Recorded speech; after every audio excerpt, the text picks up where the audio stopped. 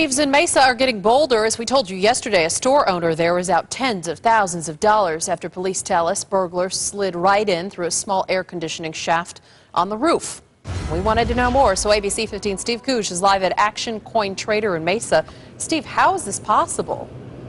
This is really just one of those crime stories that leaves you scratching your head. As crazy as this sounds, police tell me somebody was able to get on top of the roof of this store, over the barbed wire fence, and then crawl through a small ventilation shaft to drop down inside this coin store to steal from the place. Investigators tell me the guys who did this must have been experienced and definitely knew what they were doing. Action Coin. It's the kind of heist you only see in the movies and hear about in crime shows. This time they got the safe. The shelves, which used to hold rare and expensive coins, are almost completely empty, and the locks smashed. Richard Becker's coin shop was just burglarized.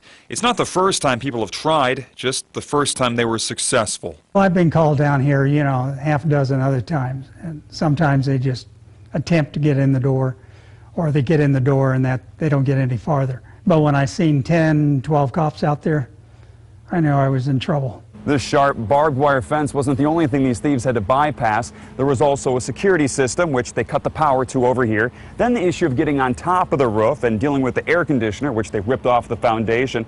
Of course, they then had to drop 15 feet down into the store itself, and then finally contending with that giant steel safe. One of them came down the vent here, which is the air conditioning.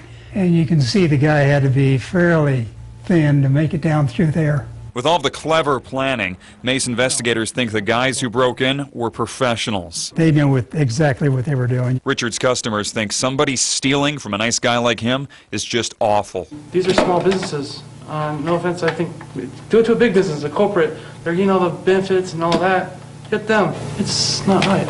It's just not right. Mesa investigators have not made any arrests in this case yet. As for Richard, he tells me between the damage done to his store here and what was stolen from him, he's out about $40,000. That's enough to make him want to quit and close this business altogether, but he tells me he'd rather keep it up and running if he can. Live in Mesa, I'm Steve Kuj, ABC 15 News.